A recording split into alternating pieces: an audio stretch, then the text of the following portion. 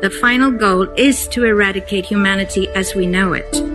Once you understand the final destination, it becomes much easier to look back and identify the psychological conditioning, the biological tampering, the cultural grooming, and the educational prepping that we have been subjected to for decades in preparation to making us accept a post-human future.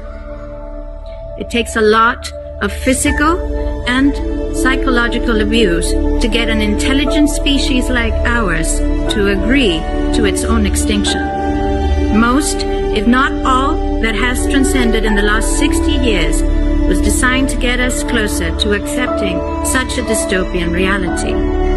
Whether you care to accept it or not, we live in a hyper-controlled matrix where our perception of reality is meticulously planned, managed, and executed in order to control and steer us in whichever direction they wish.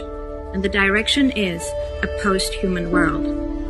For this, they first needed to destabilize, dehumanize, and demoralize humanity through every means possible.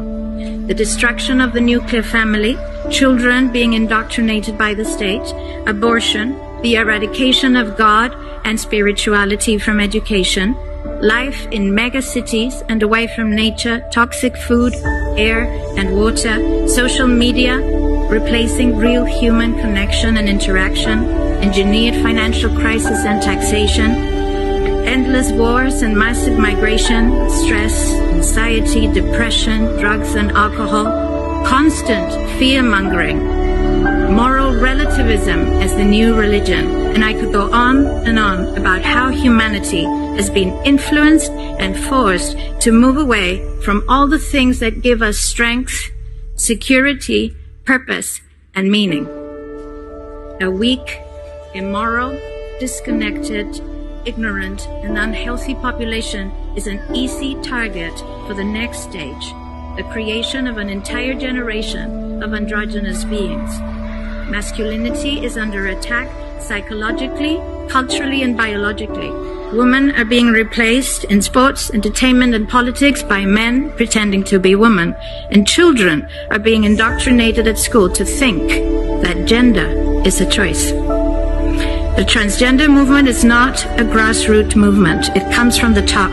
It has nothing to do with people's freedom of expression, sexuality, or civil rights. It's an evil psyop with a clear agenda to get us closer to transhumanism by making us question the most fundamental notion of human identity, our gender.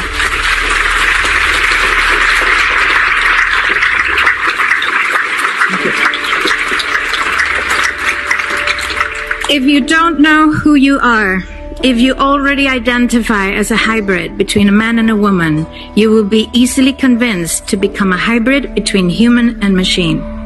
Gender ideology is the 2 + 2 = 5 from George Orwell's 1984 dystopian novel. It's the final test to see whether we will follow the most absurd party line towards our own extinction. But 2 + 2 = 4. And no matter how you choose to dress, call yourself, or change your physique, will not change that. The sad reality, though, is that in the gaslighting process to get us closer to a post-human future, they have mentally and physically harmed an increasing number of children and young people, and it's only getting worse. This must be stopped.